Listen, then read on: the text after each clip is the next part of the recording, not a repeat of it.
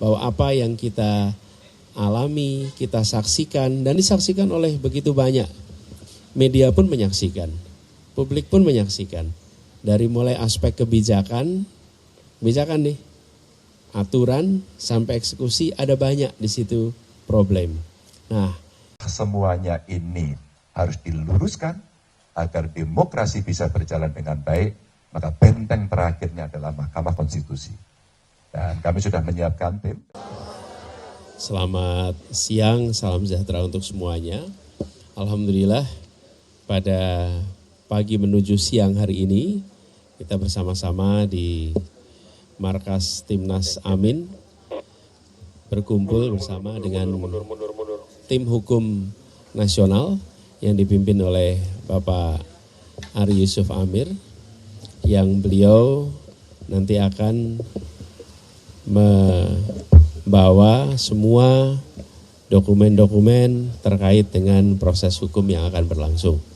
Jadi pagi hari ini kita tadi berjumpa sebentar, lalu mereka bersiap akan segera menuju ke MK. Jadi pagi hari ini sudah fase berikutnya seperti kami sampaikan tadi malam, bahwa kita menginginkan agar praktek demokrasi kita menjadi lebih baik, dan harapannya dengan adanya proses di MK bisa menjadi pembelajaran juga bagi kita semua. Itu saja sebagai pengantar, silakan kalau nanti teman-teman ada pertanyaan, tapi saya akan nanti memberikan kesempatan juga pada Pak Ari untuk menjelaskan. Silakan ada pertanyaan.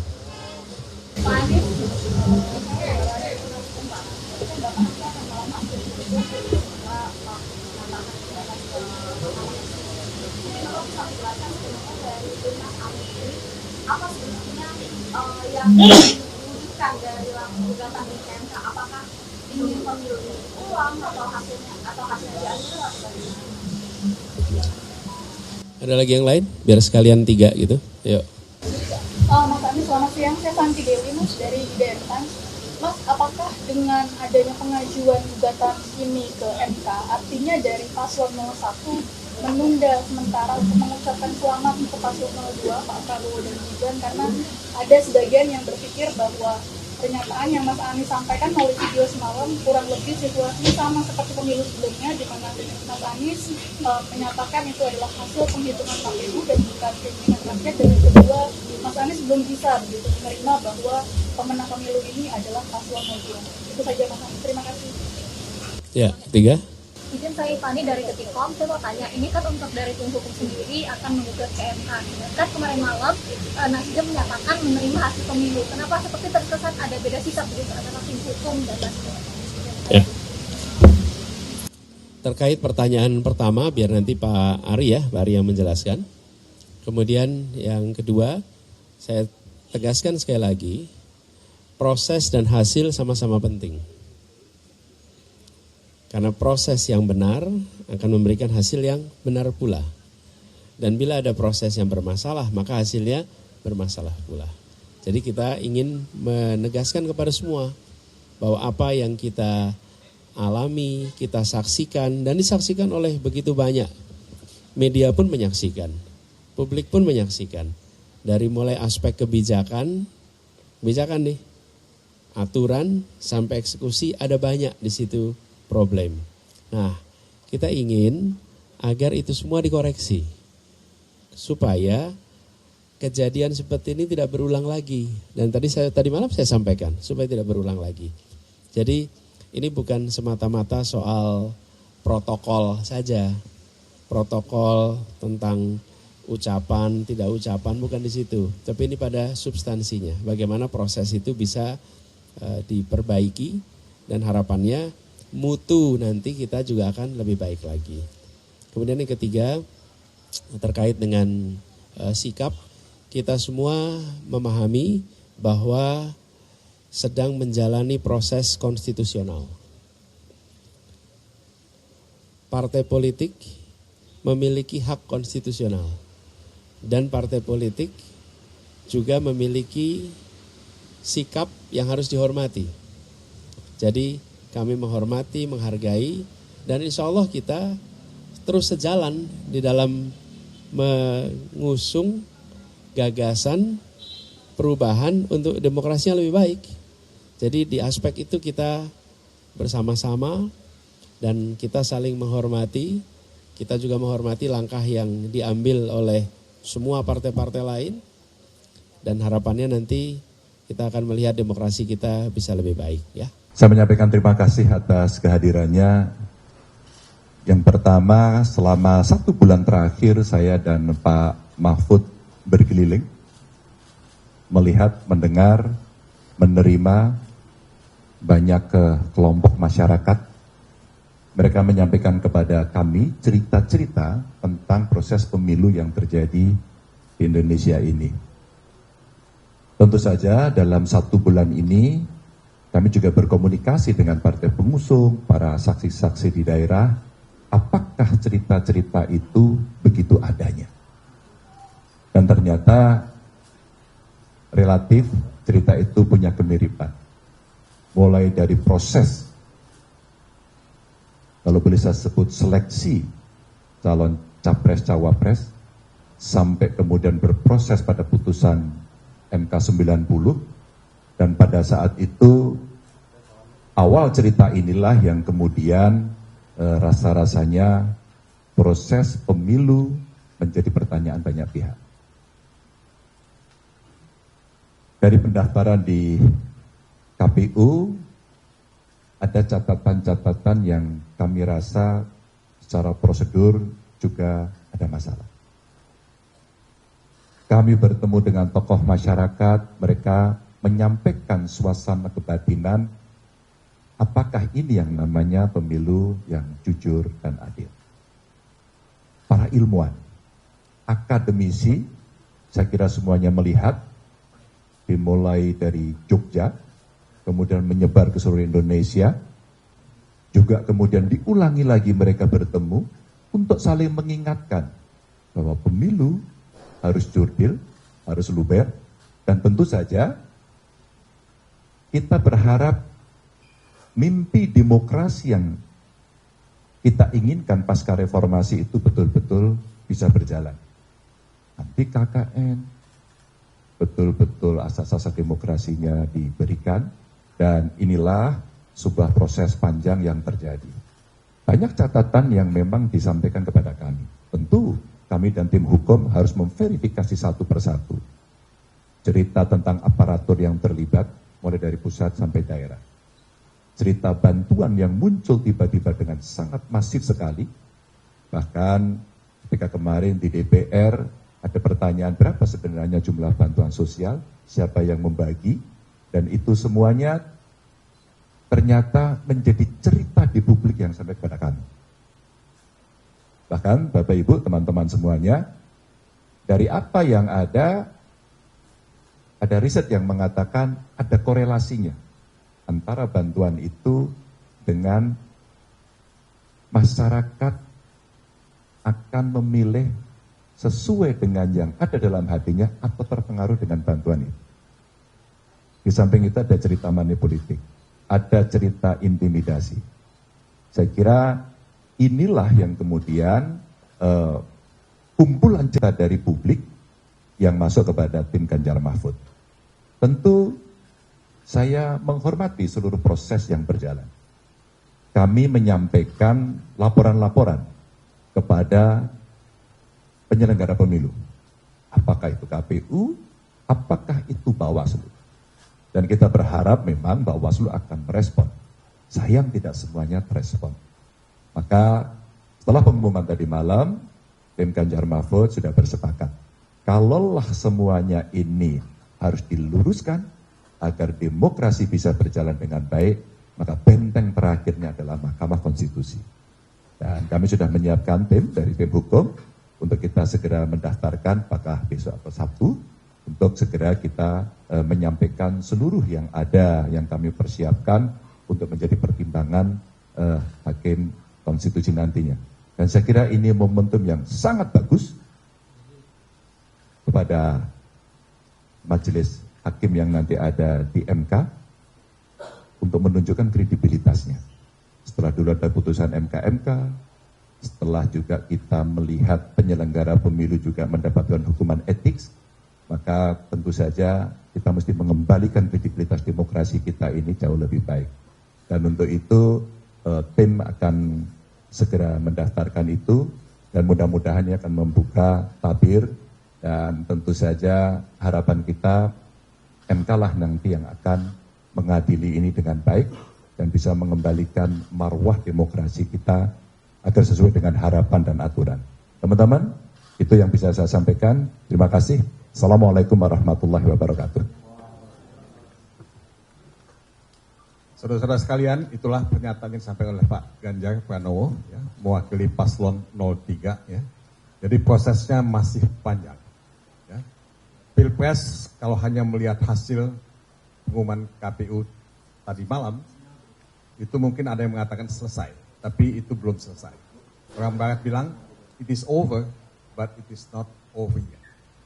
Jadi masih ada jalan ke Mahkamah Konstitusi, dan kami dari tim hukum sudah siap, dan tadi dikatakan oleh Pak Ganjar, mungkin besok, mungkin Sabtu akan mendaftarkan permohonan PHPU kami ke Mahkamah Konstitusi. Karena Mahkamah Konstitusi lah benteng terakhir, penjaga konstitusi, dan kita memang menuntut keadilan konstitusional ya, dalam proses ini. Saya tidak ingin menguraikan apapun ya dari apa yang akan kita ajukan dalam permohonan kami. Pada waktunya kami akan melakukan itu, tapi kesempatan Anda semua untuk mengajukan pertanyaan kepada Pak Ganjar, mungkin juga pada Pak Mahfud, dan kalau ada hal-hal yang teknis mungkin kami akan bisa memberikan jawaban. Nah, silakan kalau ada yang ingin mengajukan pertanyaan, tolong menyebutkan nama dan media mana. Sebelah sana, 1, 2, ada lagi yang lain? 3. Silakan Mas.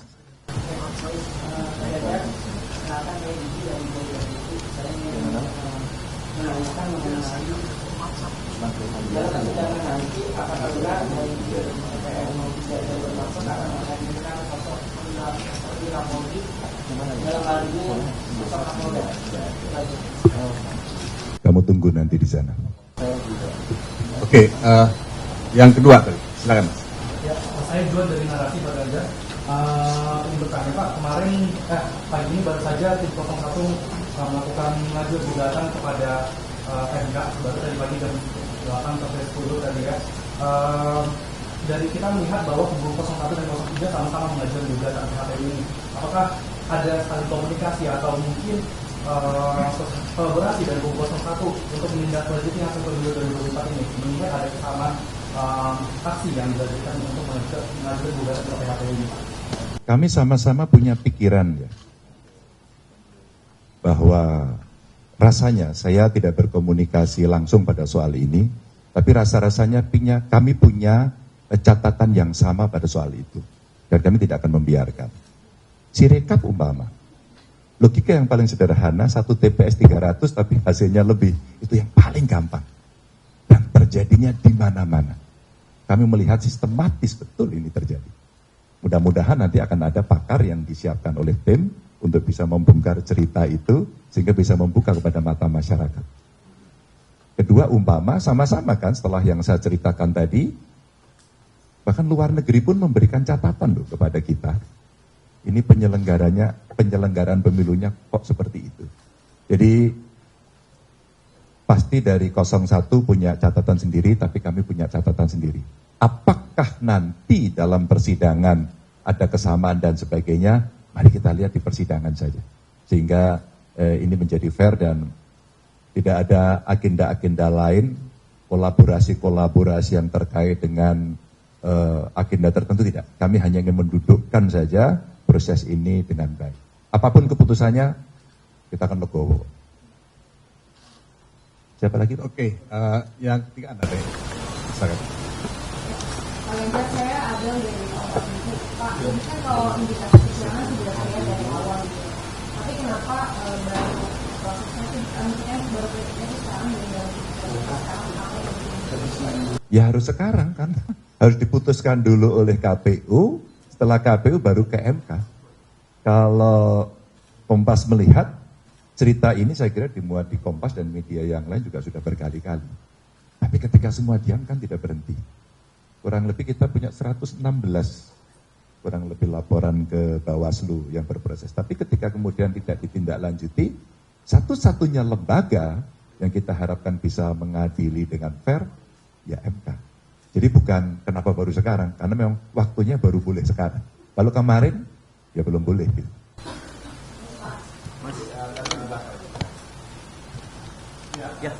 Mas Ganjar, saya Rian dari Kompas.com. Kompas.com. Ya. Saya Rian dari Kompas.com. Mas Ganjar ini dan Prof Mahfud, kalau tadi kan bicara soal persiapan untuk mengajukan sengketa ke MK. Nah, di sisi lain kan juga jalur politik itu tengah diupayakan melalui hak angket di DPR. Nah, apakah juga dari Mas Ganjar dan Prof Mahfud ada harapan juga untuk hak angket ini segera digulirkan oleh PDIP dan partai-partai pengusung Mas Ganjar, Prof Mahfud gitu? Dan progresnya sudah seperti apa sampai saat ini? Terima kasih. Kebetulan saya dan Pak Mahfud tidak di DPR. Jadi sudah kita siapkan kita berikan kepada partai dan DPR untuk menyiapkan itu, dan dari seluruh prosesnya saya dengar sudah disiapkan. Jadi kami menyerahkan nanti kepada kawan-kawan yang ada di parlemen. Rasanya sudah siap mereka. Tinggal proses administratifnya. Tentu pasti ada politiknya di sana dan ini akan menarik. Political interplay-nya akan terjadi.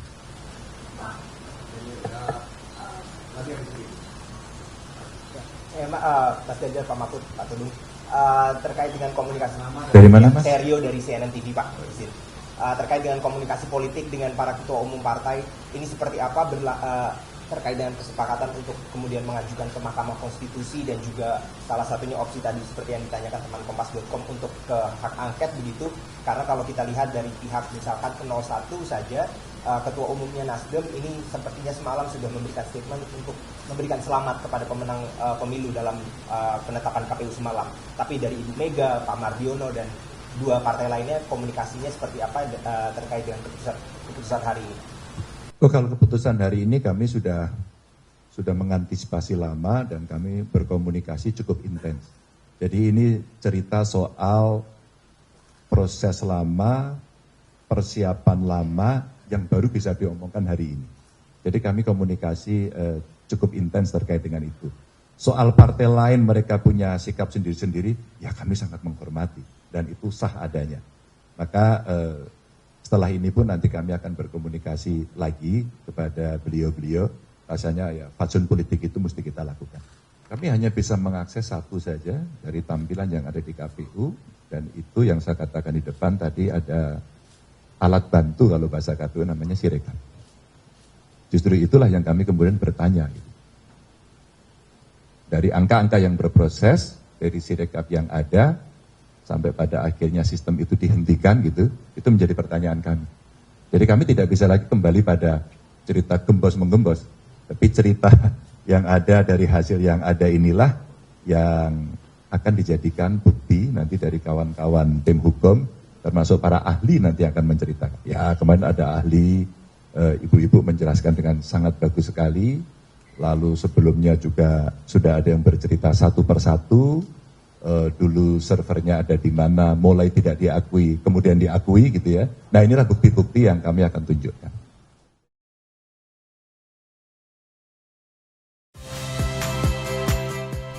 Saya Muhammad Syahreza.